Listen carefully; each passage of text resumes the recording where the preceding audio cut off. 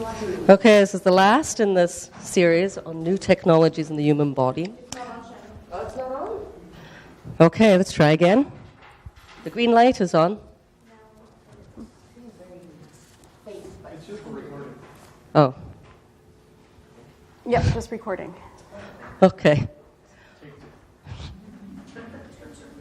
Okay, this is the last in the series of talks on new technologies in the human body.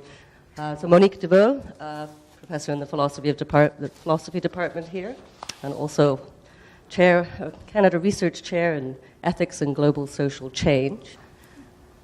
This is the last talk, the cross-border trade in human eggs, an ethical conundrum. Thanks.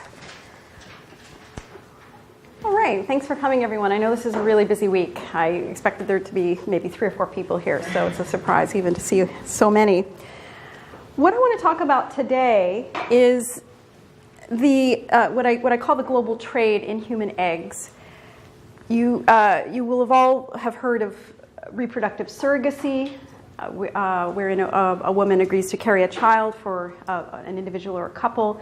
That gets a lot of media attention. Less media attention is given to the phenomenon of the global trade in human gametes, by which I mean human eggs and sperm.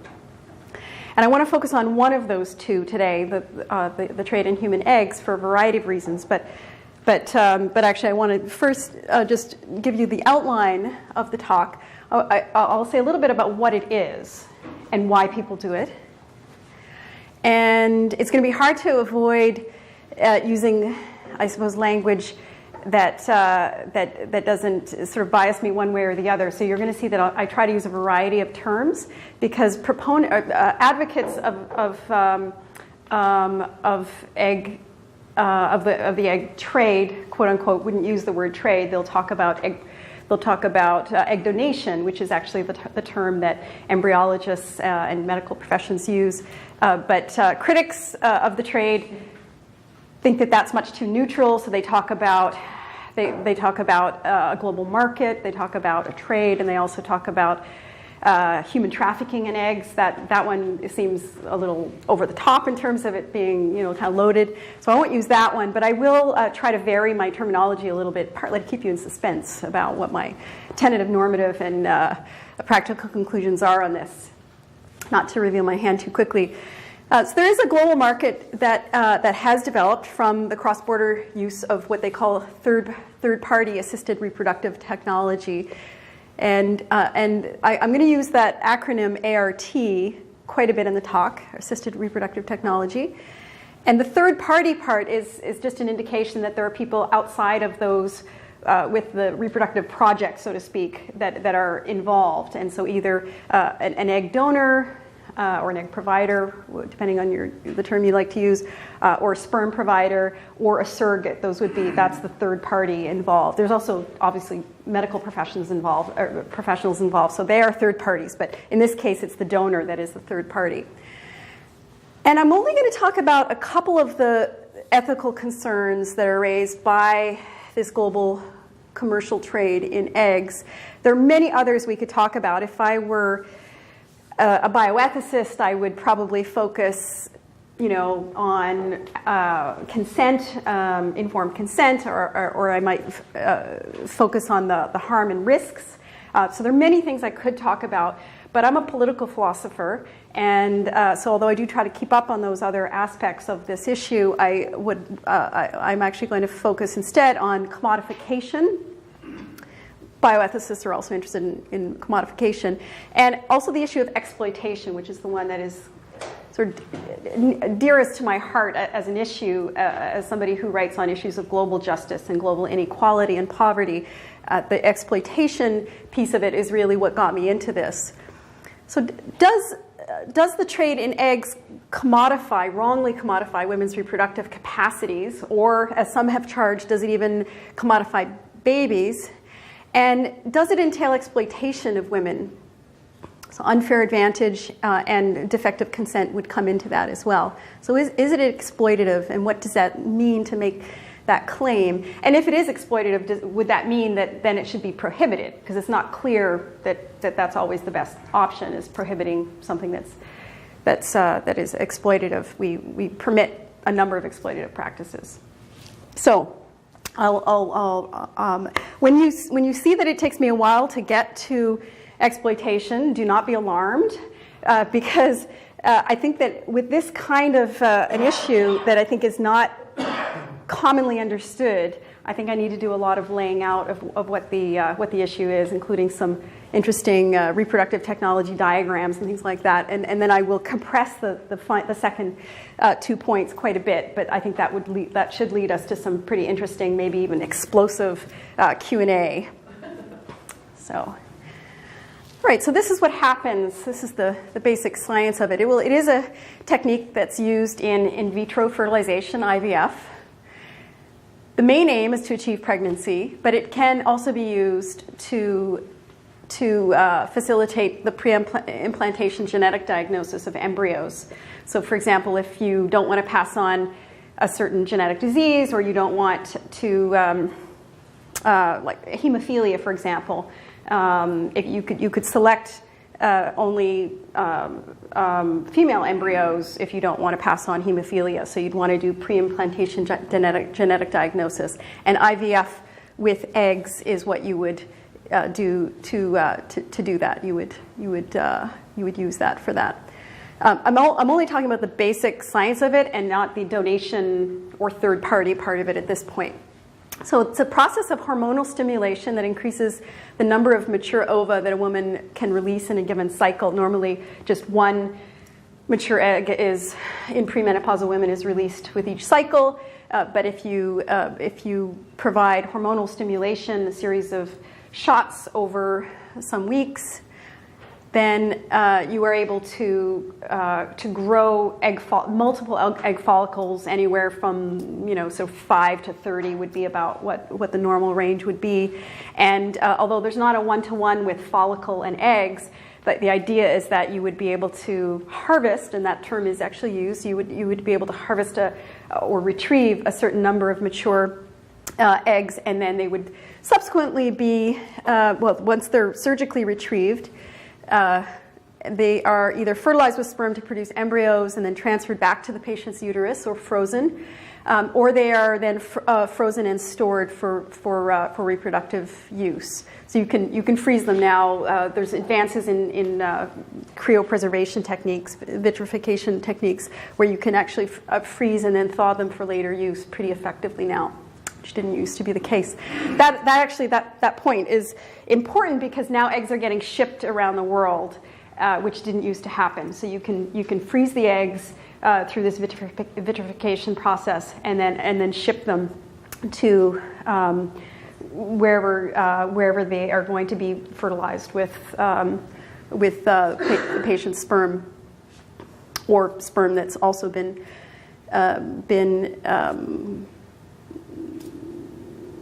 purchased or accessed somehow.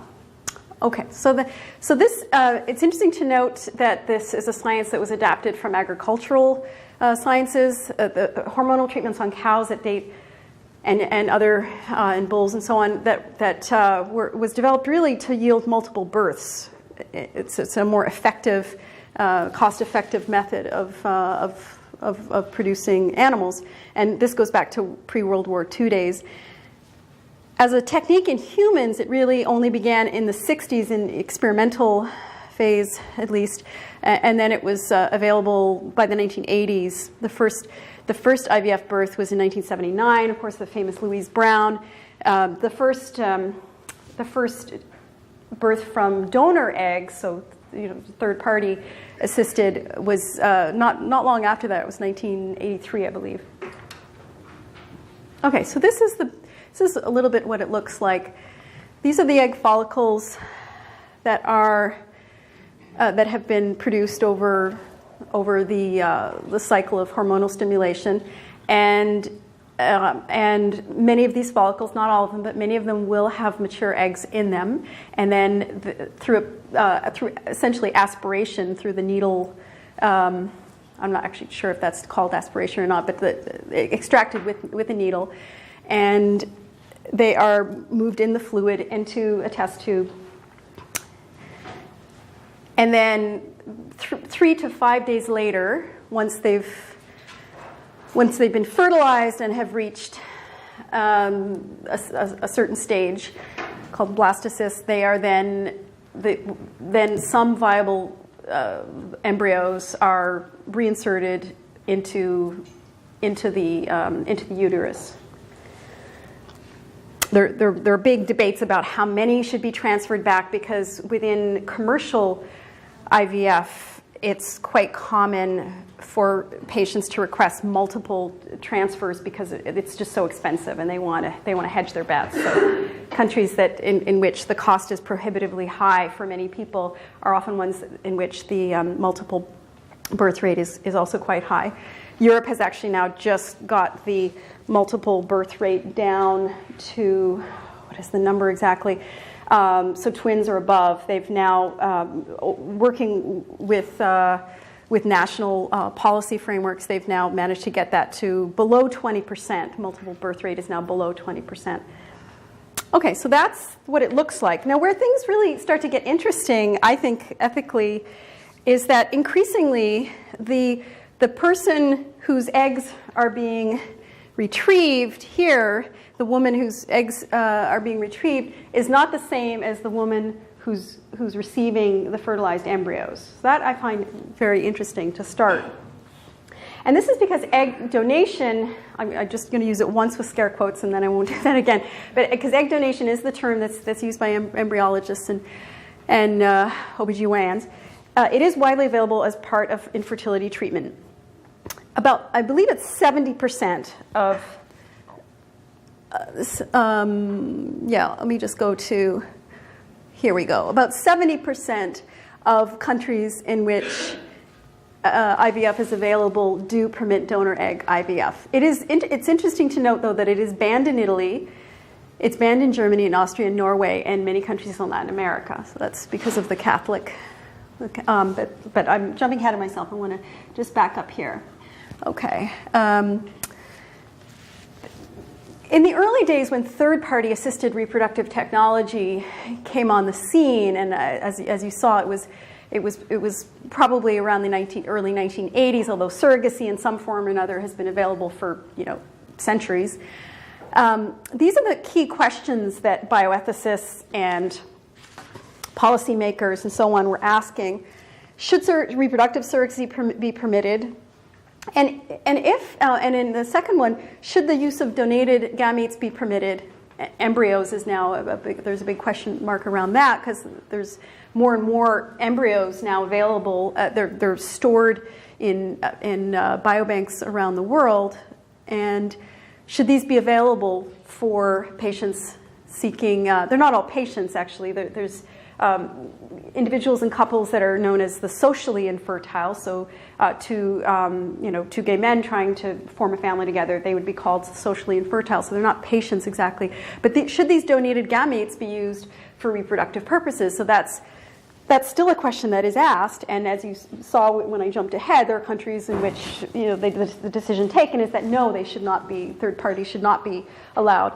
Countries tend to be countries that do restrict donor eggs are usually ones that have quite strict rules around donor sperm, but not always. So now the medical and psychological risks to donors, and even possibly to offspring, because there have been some concerns about genetic mutations and health risks to IVF offspring, and although that wouldn't specifically apply to those of donor eggs, but to any IVF.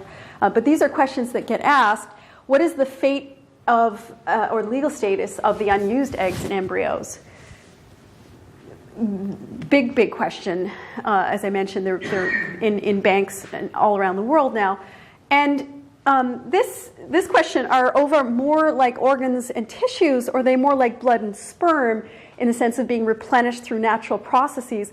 Well, women are born with all the germ cells that create the eggs that they're ever going to have, so you don't actually replenish your egg supply, but you have many more than you would ever need.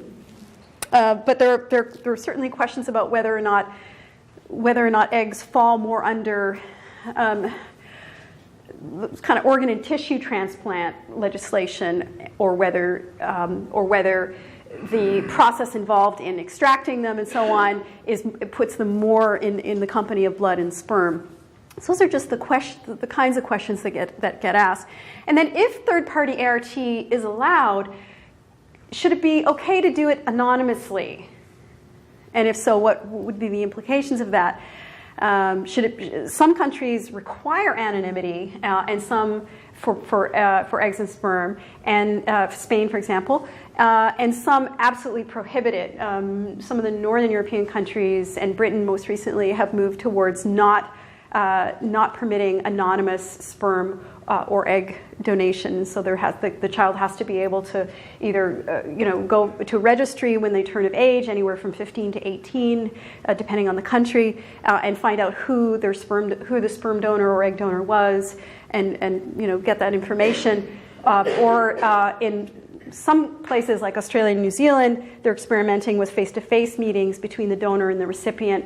And so very transparent process there. Anyway, those are some of the big issues that arise, specifically with third-party assisted reproductive technology. And it is the third-party ART that I think has caused the most controversy for bioethicists and policymakers and so on. It's getting another person involved in your reproductive project that seems to raise people's concerns. Now, in Canada, we were a little slow to get to this issue because in Australia and in Britain, the famous Warnock Committee, Mary Warnock, an ethicist, a philosopher in Britain, headed up a big committee in 1984 that kind of really triggered this process of having national commissions and committees and so on. The Benda Commission in Germany also that year.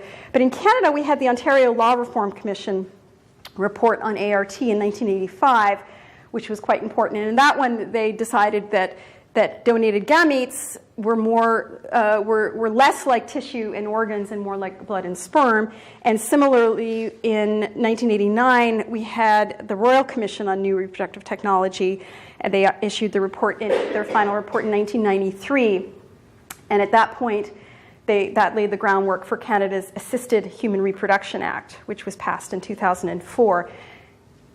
That act, if you're curious, does not only does it treat let me just show you what we say in our Assisted Human Reproduction Act. Many parts of this act, by the way, are not enforced because the Supreme Court struck down significant sections in 2010 in response to a Quebec Court of Appeal challenge.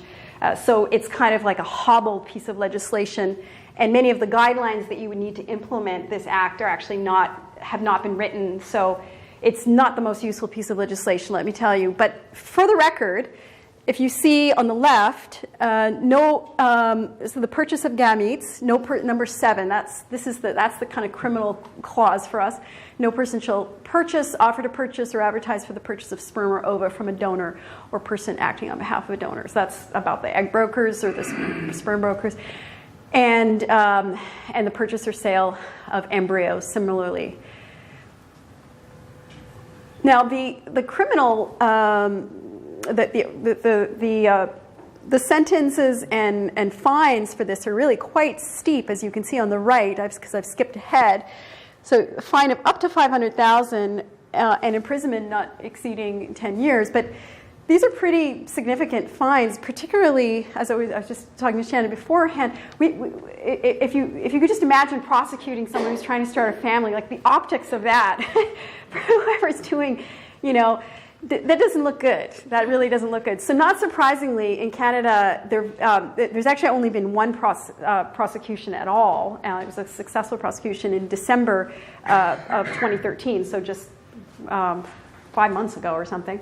And that was a fertility clinic, a fertility consultant in Ontario who was really flouting the law, and she was successfully charged with being an egg broker, essentially. But that was the only one, and the RCMP's hand was, I think, really pushed on that one. They couldn't not pursue that because there was a lot of pressure to do so. But in general, what happens is that this practice The practice of donated gametes in Canada, egg and sperm, certainly exists. People are paid for their trouble, and Canadians are also involved in the cross-border reproductive tourism industry, for lack of a better word, in that Canadians do go abroad to avail themselves of reproductive services involving third parties. And part of the reason they do it is that our legislation is somewhat ambiguous, not on that it's not allowed, but because the guidelines for the permitted forms of these practices, namely altruistic egg donation, altruistic sperm donations, and so on, because there are no guidelines in place yet for how to do that. Reimbursement of expenses is supposed to be permitted for surrogacy and also for egg and sperm donation, but the guidelines haven't been written and years have gone by, and so the practice goes on, but it's under the radar in Canada, and there's a bit. It's not a legal vacuum exactly, but it is a legal limbo, I would say, and so Canadians are part of the global reproductive tourism industry. And that's the state of the affairs. Now, my talk isn't about the Canadian situation. It's more on the sort of meta-ethical and the political, or the ethical and political aspects of this. So I'm going to skip along to that. But I just wanted you to know that we're in a bit of a muddle here. Okay, so in terms of how common it is, well, it's interesting. It's much more common to use donated eggs than it is to have a surrogate. Like, no comparison. And also, in a way, to distinguish them that way is also wrong, because the fact is donor eggs are used very commonly in surrogacy. It used to be the case that reproductive surrogacy was a woman getting pregnant with donated sperm or with the patient's sperm, but that almost never happens anymore. They are gestational surrogates only. They're not genetic surrogates, and there's good legal reasons for that. There's the thought is that the surrogates will be less attached to their to the infant and less likely to want to keep it if they have no DNA involved and so on. And there is some evidence for that, for sure. It makes no difference, as it turns out, to the success of the pregnancy at all, whether the egg is the patient's own or the surrogate's own in that case, or a donated one. So the prevalence, it's still the proportion of IVF that is done with donor eggs is still slightly below. It's still in the single digits. So they're with the penultimate one there, 6.7 of the infants born in Europe from ART in 2009, 6.7 were created from donor eggs. That there's not a one-to-one between the number of cycles and the children that are issued for that, partly because of the multiple birth issue, but also some cycles are not successful. The cycles with donor eggs happen to be more successful because it's younger women overall that are whose eggs are used in that than IVF patients. In the U.S., the average age of women egg providers, egg donors, is 28, and in some places it's even less than that. And whereas an average IVF patient would be typically older than that. And I think I did, so I did explain that you would only go into this if you had some kind of ovarian failure or ovarian-related cause for infertility, right? Okay, I did say that. So this technology has now been around for 30 years, as you can see. Australia was the first, 1984. It's estimated that 5 million children have been born from IVF between 1979 and 2013. That's a lot of children. So it's not known what proportion of that number is from donor eggs, but we do know that it's a rising proportion, just as IVF from donor eggs is represents a rising proportion overall of IVF. Not crazy steep, but it's like, as I said, it's getting to, it's moving up closer to 10%, and many Many clinics in the US, for example, and some in Europe also specialize in this form of IVF, and they would easily have 20 or 30% of their patients/clients would be coming for third-party assisted ART. So, and then the US statistic, I should have given you a percentage there too, just to match the previous one, but 21,604 treatment cycles with donor eggs just in 2009. That's the countries that report, which is definitely most, but some years, for whatever reasons, the reporting is not there. So it's this, like I said, it's so much more than global surrogacy that you just wonder, why do we only hear about global surrogacy and we don't hear about this at all? So now these are a couple of websites that I pulled, this one and the next one, that I want to show you. That although surrogacy gets all the attention, if you actually look at the surrogacy websites, they almost always have the egg donation stream in there, and that's partly because there are more couples that are socially infertile, like I mentioned, like two men wanting to get pregnant together or like have a baby together. But it's increasingly the case that surrogacy sites do offer this, and this is one that bills themselves as ethical options for surrogacy. And India, which is one of the most common sites for surrogacy recently, I think it was just in January of this year, actually, I think that's right, very recently, introduced legislation that prohibits same-sex couples and individual men, I think single women can still use surrogacy, but individual men cannot use surrogacy as an option. So they're being redirected through some of these websites to Mexico and Thailand and a few other countries that still allow it. Can you read the fine print here? Or is that just, it's too small? Okay, all right. So I won't go into that. Just the one funny thing is that it says Tabasco law in Mexico, and I first read that and I thought, the sauce? Like, what is that? But in fact, it's the state of Tabasco. That's it's the state. So Tabasco, it says Tabasco law in Mexico does not make a distinction between singles and same-sex couples. So they're saying anybody can use it, and surrogacy contracts are enforced, and your surrogate mother and egg donor give up all legal rights to child upon birth. So they're very clear about that up front. There's many such sites. Okay. I'm going to keep it on that for a second. So let's move to I want to briefly say, before I go into commodification and exploitation, I want to say why this global reproductive tourism market exists, at least insofar as the donor eggs are concerned, although it's similar for other procedures. It exists because we have a regulatory patchwork around the world. That's the first reason. So some countries prohibit it, others allow it. Some countries will only allow certain groups to access it. In France, if you're a single woman, you can't access any ART, for example, and so many will go to Belgium to access it, or to Spain and so on. Germans, because third-party assisted reproduction is not allowed at all, it's not offered. Even privately, it's not available. They will go to Czechoslovakia, nearby countries. So on the one hand, it's this regulatory patchwork. And the second reason is that there's widely different costs, and then a third reason would be the availability of donor gametes also differs quite widely.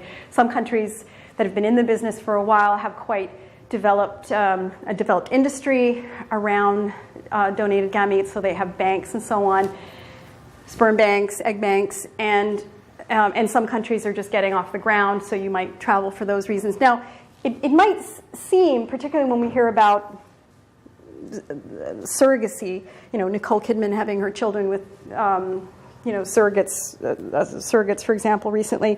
You hear about this and you think, oh, it's only the rich and famous that do this.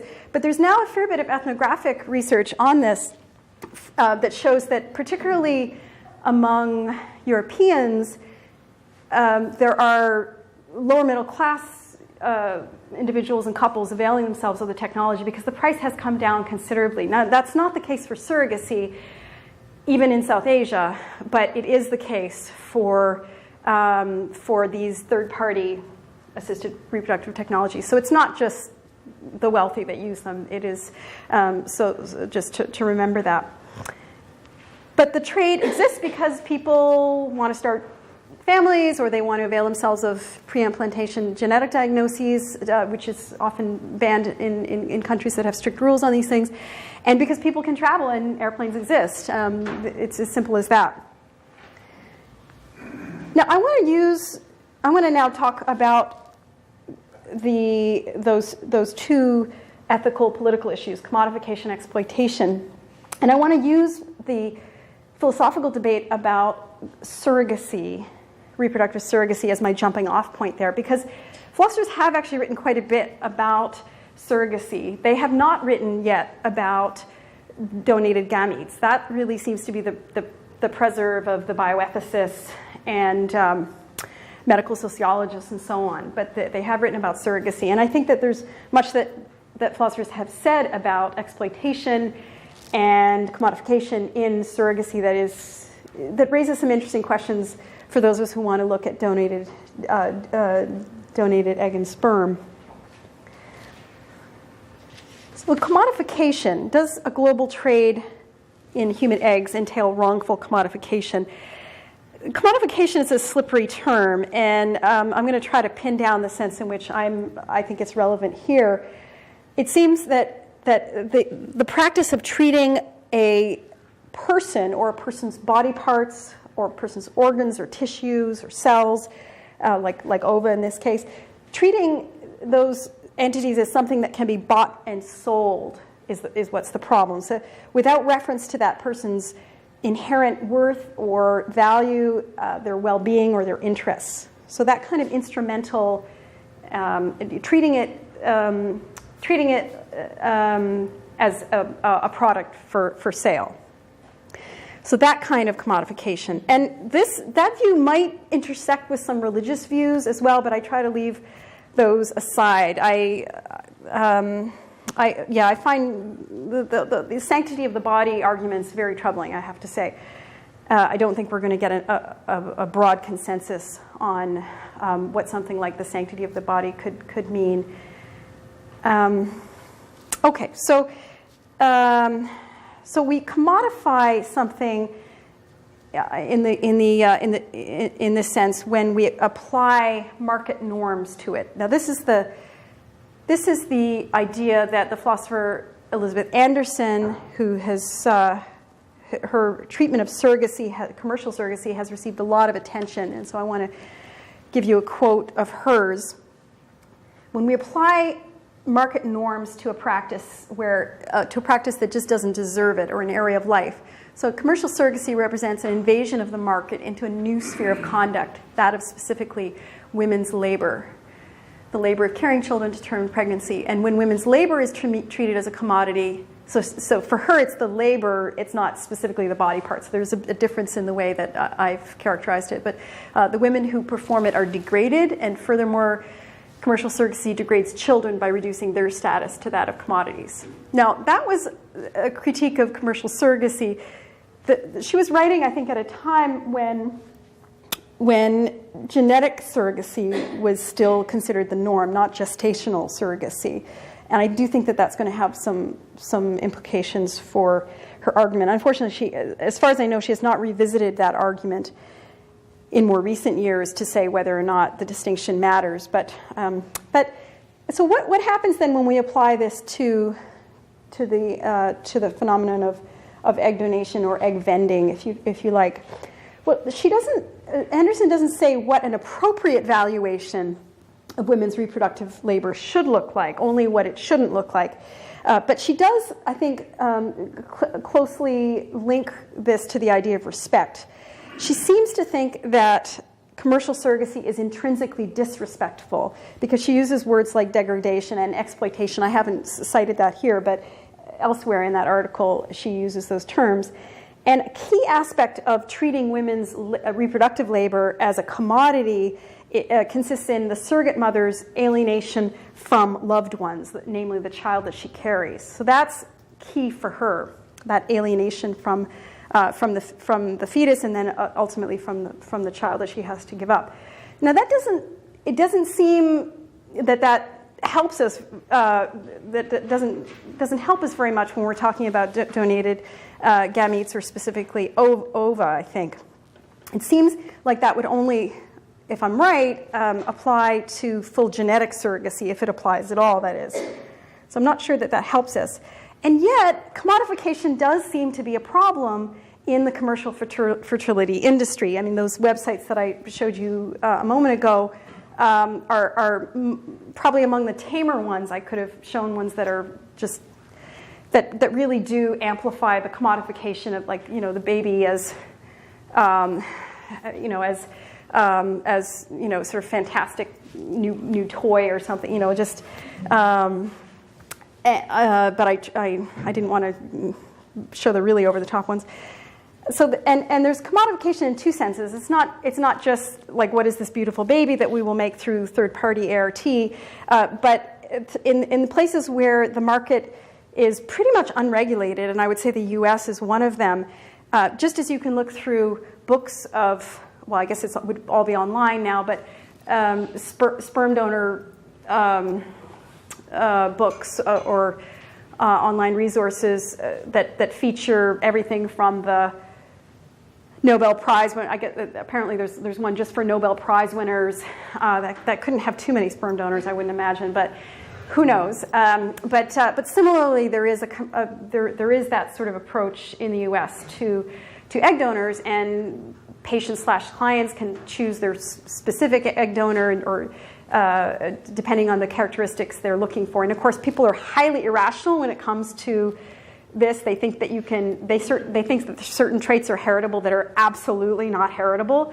You cannot, inherit, your math ability and things like that. But also, actually, many traits that have a genetic basis, it's a complete, throw of the dice whether or not your offspring is, whether or not their offspring is going to get them. Anyway, people are irrational, but they like to shop. So, and if it's permitted, which it is in the U.S., this is that kind of, so that there is a kind of commodification there.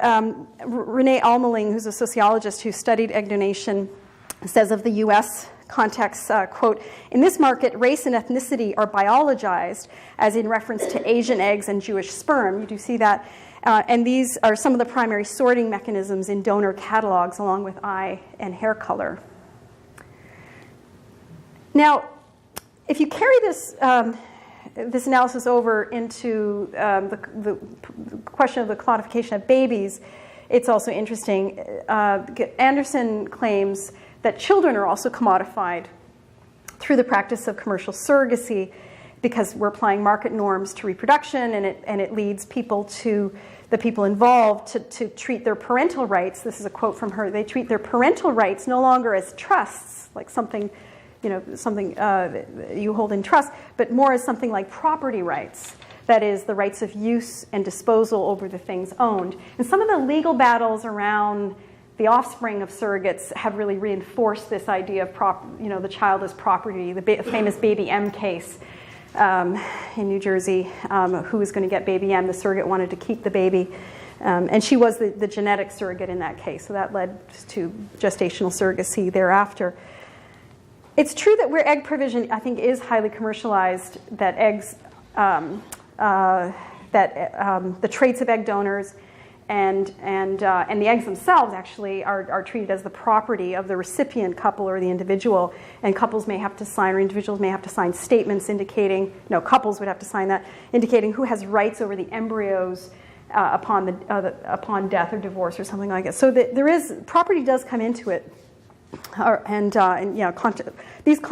contract law governs these arrangements of surrogacy and gamete donation.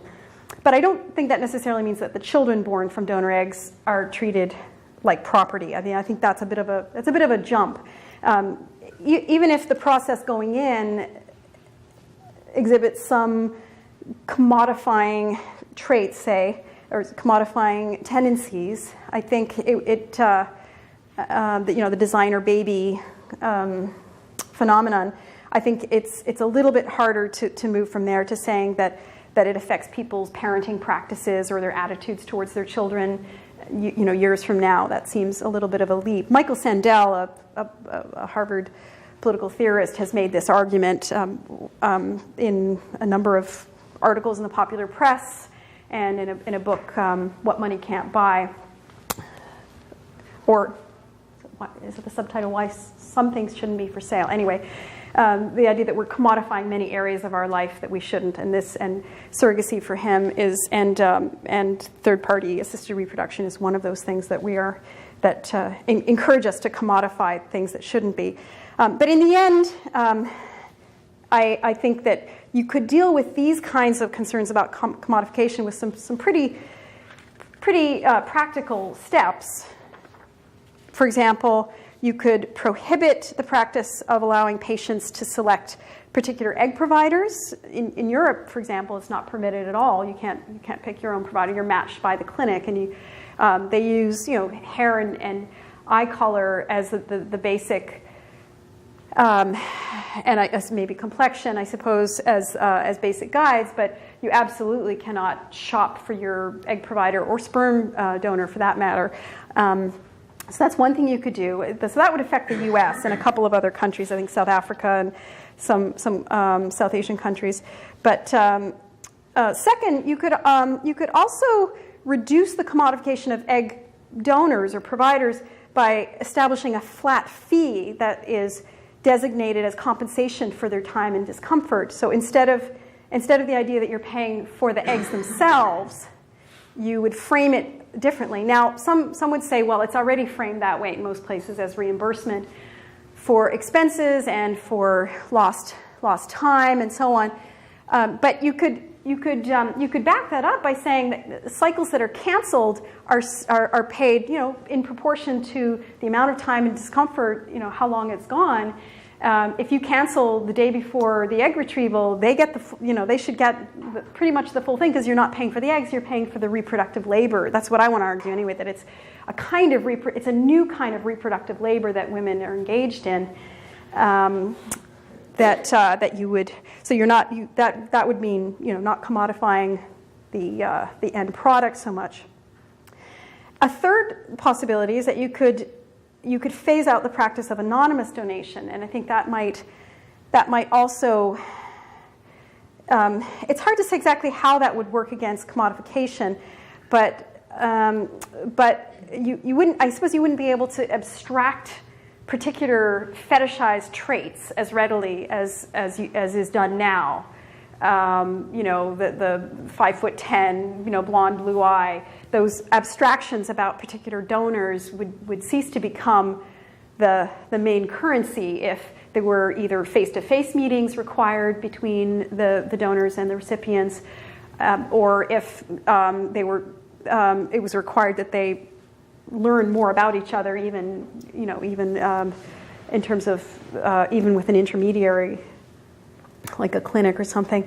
And as I said, a number of jurisdictions have actually moved to phase out anonymous gamete donations entirely, more because of concerns about the welfare of offspring than this concern about commodification.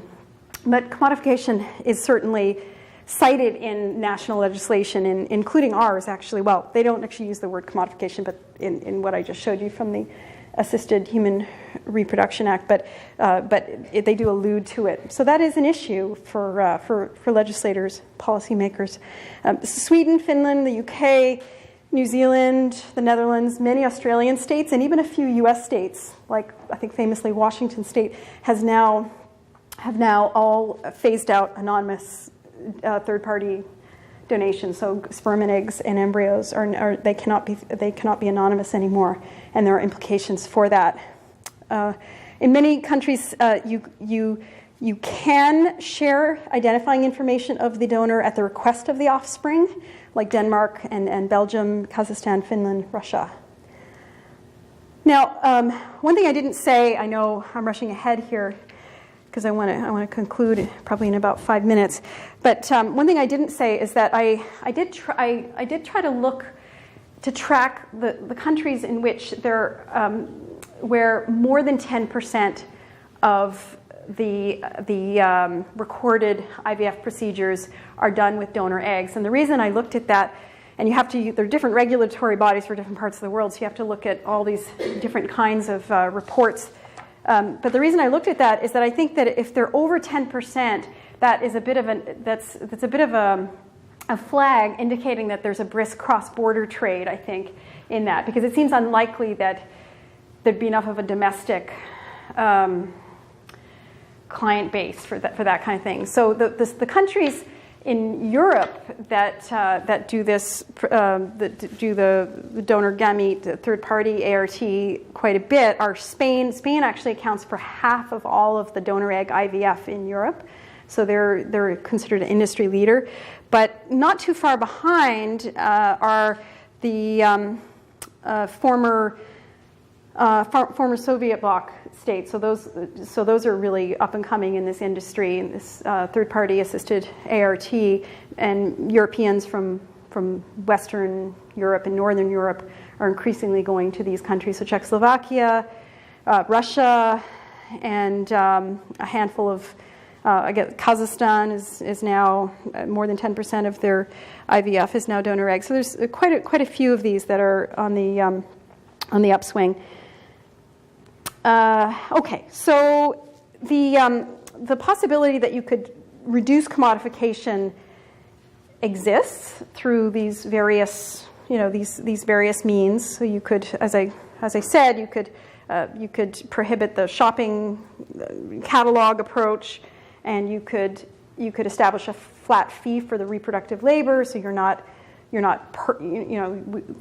we're doing norm setting here. We're not thinking of it in terms of buying body parts, but we're paying for someone's reproductive labor. Analogous arguments, obviously, from analyses of the sex trade, where the idea is that you're not buying somebody's body, but you're buying their sexual care labor, I guess would be the term. So it's analogous in this sense. And then moving away from anonymous donation and towards a more transparent process could also arguably go some distance in reducing commodification. And by the way, getting rid of anonymity would also discourage, I think, the practice of shipping frozen ova and embryos around the world, which is an increasing practice and a little bit troubling for a number of reasons. And so that could, well, you could certainly ship frozen non-anonymous gametes around the world, but it would reduce, I think, a lot of the reason that people go to that option in the first place, probably, which is that they want anonymity. So on both sides. All right, exploitation. Let me see if I've got, let me just give you a sense of who some of the critics of this practice are. This is one of the most active, the International Coalition for Reproductive Justice. It's made up of activists in women's reproductive rights and health rights, but also a number of academics, medical sociologists and anthropologists, and a very broad coalition. Says that third-party assisted reproduction, as you can see, takes advantage of social inequality, using poor populations around the globe as sources of reproductive cells, tissues, and organs for more economically privileged people in countries with stricter regulations and or higher medical costs. And they have called for, they've drafted, in fact, just to get the ball rolling, an international declaration on abuses of human rights in human reproduction. And it's available at that site there. They want to model their declaration on similar on existing protocols that are or human rights instruments that deal with organ trafficking. So most famously, the Istanbul Declaration on Organ Trafficking and Transplant Tourism from 2008. That's actually non-binding. So, but the World Health Organization's guiding principles on human cell, tissue, and organ transplant, which was put into force, I think, in 2010, but drafted in 1991. Those are both sources for them for this draft declaration. So this group then says that, like surrogates, like reproductive surrogates, that egg donors have dire economic needs. That is basically why they agree to go ahead with these the procedures, and that they're made an offer they can't refuse, in essence. They also say that there's little regard in these processes or these reproductive techniques for the well-being of the egg vendor, that the risks they undertake are disregarded by the medical professionals, and the medical care, the follow-up care they need is not given. Now, obviously, many of these are, factual claims, and it would take a lot to look at the different national contexts in which this takes place and decide, how true are some of these claims. I'm not going to go into that here, just because we can talk about it in the Q&A. I have some thoughts on that. Ethicists complicate this definition of exploitation in a few ways, and they say that, some ethicists anyway, say that there has to be an unfair taking advantage of, in a sense, in order for exploitation to be present. So when somebody is not remunerated as they should be, for example, and this is, then we need a baseline for what fair remuneration is. But among ethicists, there's little disagreement that harmful and non-consensual forms of exploitation are bad, obviously. Nobody is going to make the contrary argument. But some have raised the prospect that there may be mutually beneficial forms of exploitation, odd as that may sound, so that in which the exploitee is not harmed relative to their starting point, their baseline, and they are in fact benefited in some sense. If you go to work in a sweatshop, you are earning more money than had you stayed home. But in mutually beneficial exploitation, there's no coercion present in the strict sense of that word. You may think that the economic circumstances are still coercive in some background sense, but they're not coerced in the sense that no one is threatening them with something bad if they do not do what if they do not do whatever it is under discussion. Now, Alan Wertheimer, who's written a book on exploitation, he, as I said, he calls this mutually beneficial exploitation. And he gives an example, an innocuous example of a hardware store charging a customer many times the usual cost for a snow shovel during a blizzard. So it sucks, but it's not harmful, and it's expensive. But I think more serious examples would be like a low-income person who's opting to join the military because of a limited range of options, and obviously examples of sweatshop people opting to work in sweatshop conditions because of similarly few options.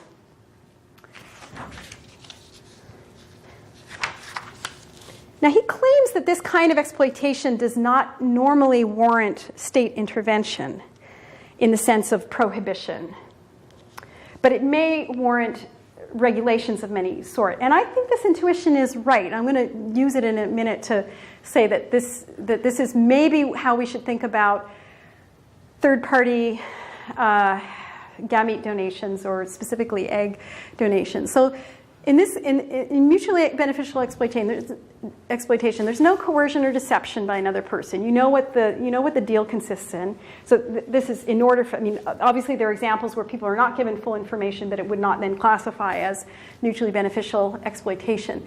So there's the agreement of both parties. There's no defective consent, even if the exploitee, even if it is not their preferred option, and it never is if it's exploitation. It's not their preferred option, but it is the least bad of the options that exist. They might have some other option that is, not available in their head. It's not really an option in that case. It's just what they would like. But they do have other options, including the status quo. It's advantageous, not necessarily equally so, rarely equally so. But there is still an unfair taking advantage of the exploitee's inequality. Their background conditions are not equal to the person making the offer. So it makes it possible for them to pay less than is fair, and that's why there is exploitation. Otherwise, it's just two equals coming together to make a transaction, and that's not exploitation. All right, so what can this tell us then? Well, let me just try to head off one possible objection by asking the question, well, if these arrangements are still morally troubling, and I believe they are, it's exploitation, it's still morally troubling. Wertheimer certainly thinks that it's still morally troubling.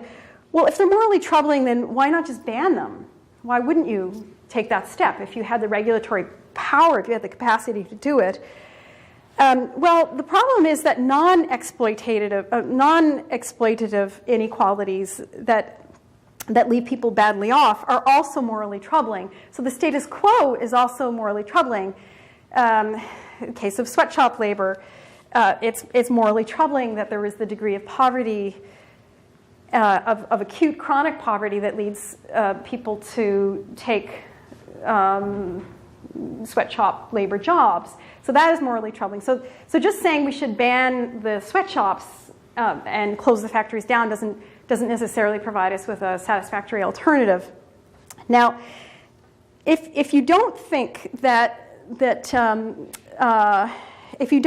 a lack of preferable options it leads to defective consent, so number two, because some people do run that argument that not having a good range of options means that your consent can't be real. But I think that's a hard one to push, because then many of us in many aspects of our life are not, we have defective consent regarding many of the things in our life, and I think that would be hard to run. But if you don't think that, then it's not clear that preventing someone from entering a mutually exploitative arrangement that leaves them better off relative to their baseline is the right thing to do. Now, luckily, prohibition and unfettered exploitation are not the only options. You can improve the situation of the exploitee through regulation and compensation, and I'm just going to conclude with some specific suggestions for that.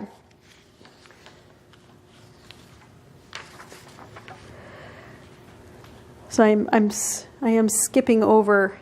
One thing that I haven't done, and we can talk about it in Q&A, is that it's important to know that the political economy in which egg donation worldwide takes place is different from the political economy of the surrogacy industry, or of the surrogacy, of the practice of surrogacy.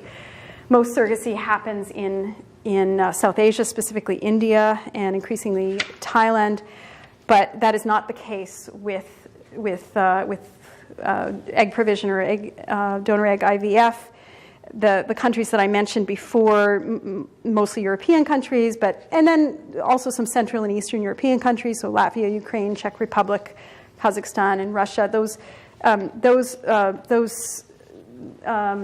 it's OECD countries, and it's middle-income countries. Although actually some of the ones I just mentioned are OECD, they're not middle income. There are very few LCDs, which are the least developed, or LDCs, least developed countries. There are very few of those in which the egg donation trade exists. Very, very few. Now that doesn't mean that couldn't change, because that might change actually, and then my analysis of this would have to change. But given that the political economy is such that the trade is mostly happening in first world or developed countries, I think that does have some implications around issues of consent and medical care. And so we're not dealing, egg donors are not illiterate, which many surrogates are. In India, many are illiterate. So issues around consent, informed consent, are just different, I think, when it comes to donated gametes. So how could you make it less exploitative if you want? If you opted not to prohibit the practice, and as I mentioned, it is prohibited in Canada, but then it's like the Wild West, as one embryologist was quoted on radio saying not so long ago. So it's like the Wild West because we don't implement these laws, and my thought is, well, why bother having them? Why prohibit it and have all this shame around it and contribute to the global trade in reproductive tourism if we're not actually going to implement the law? So what are some of the ways you could make egg provision less exploitative? And here I am really just talking about eggs, not sperm, because it's, the physical discomfort and time that goes into the egg harvesting process is really quite different than sperm donation. So you could give higher compensation and framed it as have a flat fee for egg providers' reproductive labor. So rather than the scale that sometimes happens, where there's differential remuneration for different providers. So it would be a flat fee. You could eliminate or tightly regulate the activity of egg brokers. That case that I mentioned of the one conviction and the one successful prosecution in Canada was an egg broker. And some rather exploitative activity can happen around when egg brokers get involved. You can reduce the health risks, which I haven't even gone into any of that, but there are some certain health risks that occur. But there's some evidence that moving towards shorter and safer stimulation protocols that yield fewer eggs is better. Egg providers, you could have a cap on how many times they could cycle, as it's called. I'm not sure what just happened to my presentation there. I actually had it off. Nobody happens to know this off by heart, right? You know what? I think can I give this to you to punch in, and I'll just keep. Is that okay? Yeah. It's funny. It doesn't. I'm basically finished. I just wanted to not. It kind of is my punchline, so I did want to just. So higher compensation, but as a flat fee, and then you could tightly regulate the activity of the brokers. Is it just? It's just doing a 2-minute recycle. Oh, okay. All right. So it's basically telling me I was talking too long, which is true. Fair enough, machine. You would then also have tighter regulations around the commercial industry itself, the profit-driven, private fertility clinics. And you could, I think, have more long-term research. A lot of the research that's done on IVF is on patients, which, they're a different population than young women who are egg donors, and there's implications for that. But no research has been done that I know of, tracking donors over long periods of time. So we don't know, does it make a difference if they've done 6 or 7 donations, cycles and so on. You can also still work to strengthen mechanisms for informed consent, particularly in some of those middle-income countries that I mentioned. There's been some, dodgy practices around informed consent. And more generally, I hesitate to end with this one, but I have to, since I'm a political philosopher who works on global justice. You could keep working to improve the unjust background conditions, the socioeconomic conditions that make egg provision in the first place, like surrogacy, a viable option for women, and take that seriously. So especially in the middle-income countries. So former Soviet bloc countries where where unemployment for women has just skyrocketed, in Ukraine, for example, and take that seriously. So those are some of the things I think you could do to reduce the exploitation rather than just prohibiting the practice as we do in Canada. Thanks. Oh, sure. Yep. Oh, okay. Cool. Thanks. I guess now's a good time to leave. Yeah. Sorry I talked so long, everyone.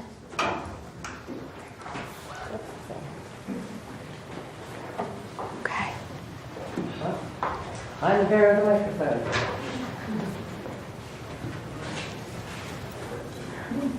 Your argument about mutually beneficial exploitation also work for kidney donation?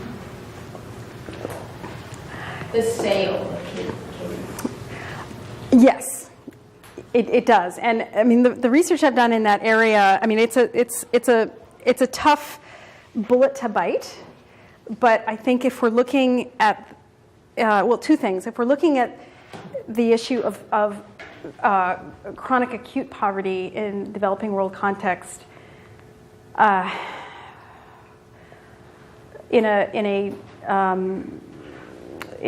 the sort of cold hard light of what people's circumstances are, then it's hard for me to consistently to say that the many exploitative forms of labor that we allow should be permitted, but not that. Now, the stakes are higher, and there's some evidence that the health risks to organ donors down the road are more severe, certainly, than the evidence that we have for egg donation. And so then I think you would have to run a consequentialist analysis there of what the harms are. But I also, I do believe that people have property in their body. which isn't to say that I would oppose well-meaning, paternalistic laws that protect people from known harms, but it's also physically very dangerous to work in the worst of the sweatshops, as we know, in Bangladesh and so on, and there are women in India that still do heavy labor with carting heavy bricks and stones and just physically very grueling labor. I find it hard to say that all of this should be permitted, but not another kind of risky labor that involves giving up an organ. But I think you would have to look at the full risk, the full picture of risks and dangers, and not treat it as a kind of one-off. The picture doesn't stop at the point of donation, obviously. But I don't think that there's any. I wouldn't rule it out. I would say we'd have to look at it contextually. I don't think that there would be justification for that in a developed world context. I don't think that certainly in any country that has any kind of social safety net, I don't think that would be a justifiable practice. I have a second question also. Are you easily able to recite what parts of the Reproductive Act were struck down? Not so easily. There were about 15 sections, I think, 14, 15 sections. They basically had to do with areas in which the Supreme Court decided that the federal government was overstepping its the proper purview. It was overstepping the bounds, because healthcare is a provincial matter in Canada, and so they were making laws that the Assisted Human Reproduction Act was essentially trampling on the feet of the provinces when it came to several of these provisions, and they left all the essential ones, including Section 8, which I think I didn't show you, which has to do with the consent of donors, and they left the prohibition on the sale, and so those ones that are considered quite relevant, but they did. In fact, I think I had. No, I didn't put in that language. The actual there's a section where they talk about exploitation. So they left, but they left the ones that have to do with the core of the practice. But some of the regulation around the medical oversight and so on just was seen as properly the purview of provinces. So, yeah. And provinces will now have to make their own legislation on those areas. They bumped it back to the provinces, in effect. And that just happened in 2010, December, I think. So,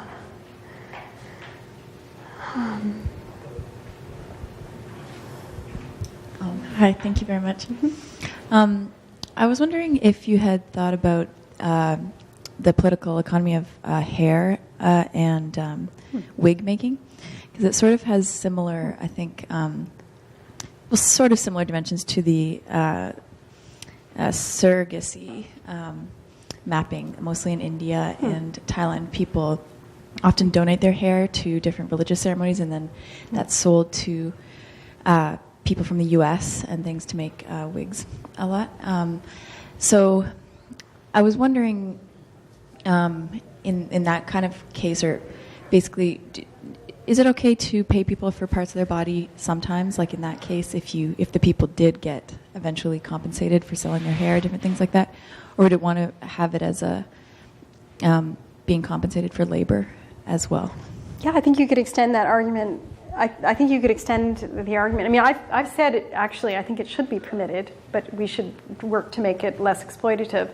I believe that about sex work. I believe that that's not a controversial view anymore. I believe that about many bodily parts. Although, as I said, the acid test of like whether it could be okay for organs, that's the burden of proof would have to be pretty high on that one. But hair, yeah, I mean, it's hard to see why that. But it's also interesting. I mean, I'm sure ethnographers have very interesting things to say about practices around that, and I'm sure that I'm sure there is exploitative practices around that as well.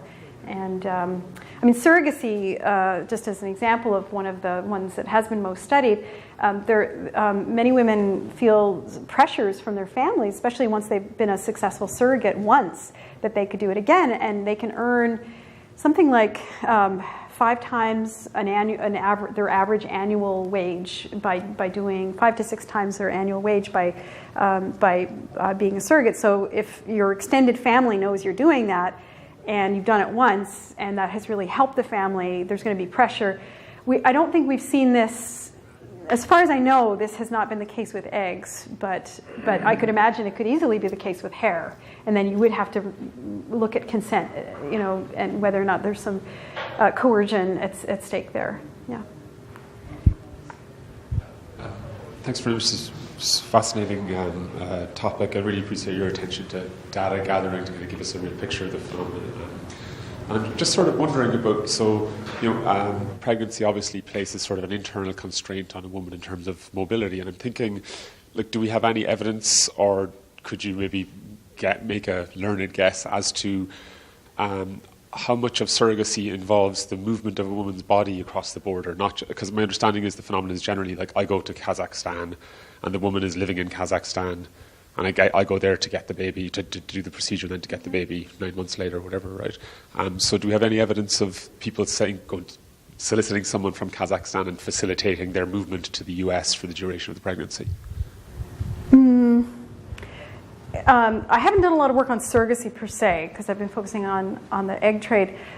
There is, the US has a few examples of that, because it's governed by state. So surrogacy is illegal in many states, but not in some. And famously, California has the most liberal laws. New York is about to change, I believe, its laws on this, because it's banned in New York State. So where it is permitted, like California, we've heard of cases where women have been relocated from other states to California because the laws there are very liberal. In terms of globally, women moving across borders, we know egg providers do that, including Canadian women. There's a website called it's written by egg donors, and it's written in English, and I think it's called something like eggdonorsblogspot.com or something like that. And one Canadian woman was talking about doing the hormonal stimulation and then flying to Thailand for the retrieval, and so there is that kind of thing. But moving surrogates across borders within India, I guess women might move. I mean, because they have hostels in some parts, in Gujarat, there's hostels that have sprung up for surrogates, and so women might leave their communities and go to the hostel. But in terms of moving across borders, I haven't heard of that phenomenon, particularly given, you're not supposed to travel in the final 3 weeks or month, I guess, of your pregnancy. So that would bring the cost of the surrogacy up, because you'd have to be housing somebody for the final month in wherever. But all of these things are it's all quite fluid right now, particularly with the technology of vitrification and shipping. And so we now see, eggs being shipped and embryos being shipped. And there's one website that unfortunately is no longer around, otherwise I would have shown it to you, but where they offer just the final pickup option. And they call it something like that. It's pretty, I saw that at in somebody else's presentation, but then I went to it and the site has been taken down.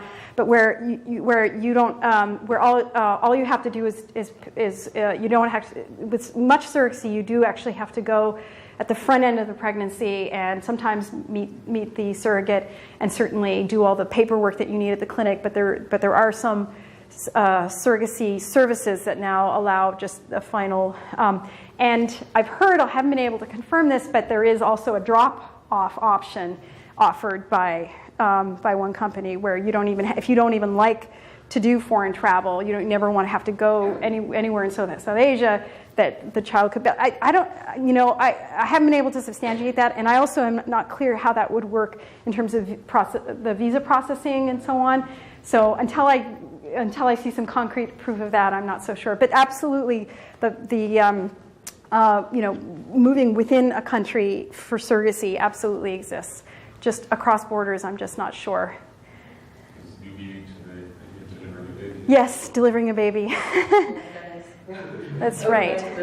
Yeah, I mean, among the very wealthy, I don't know. I don't know what happens. Nicole Kidman's surrogate, I don't know. Did she bring her, was it an Australian surrogate that she moved to the US? Maybe. But other than that level, I don't know that it's commercial. I don't know if it's commercially available, moving your surrogate to. There's definitely examples of helicopter parents that have hired surrogates where they want to know what they're eating every day, and the level of surveillance is really intense. But yeah, probably more information than you wanted to know. So. I just wanted to comment that if the price has come down, you said that the price had come down a lot for all of these types of services. That's not good, right? Because it's women's labor, right? So it depends on what you value. If you value availability for those who are middle and lower income, then it could be good for that. I think it depends on the proportion of the income that's going to them. And my proposal would be get rid of the egg brokers if you could. Now, to some extent, that may be impossible at this point, but the middleman ends up taking a lot, and the fertility clinics cost out. They charge a bundle. The bundle that they charge for, it's never clear how much is going to the woman, I suppose if you got rid of brokers, which are a big business, not just with eggs, but with surrogates, then the finder's fee that they're paid, which is taken from the fee usually paid to the surrogate or the egg provider, that would be eliminated, and hopefully that money could go to the provider. And I think you'd have to work it out with purchasing, like local purchasing power. So there wouldn't just be like one global fee, obviously, because purchasing power varies dramatically there. But between different countries, the average fee, if you're curious, that's paid in the U.S. Egg providers are usually paid upwards of $5,000 per cycle, and that's because the ASMR, the American Society of Reproductive Medicine, calculated the labor time and the inconvenience that goes into an egg cycle, and they used as their formula. They figured it take men's labor for the sperm sample. Call it 1 hour. Doesn't take an hour. Call it an hour. Be generous, call it an hour. They multiplied that, I believe it's by 40. I might be off by a few hours there. But in terms of the hours of a woman, that it takes a woman to go to a clinic, doing the shots, and the blood draws and all of that. And they worked out this formula. That's a really stupid formula because there's higher risks to women. There's more discomfort. So somebody needs to redo that and figure out what a fair price is.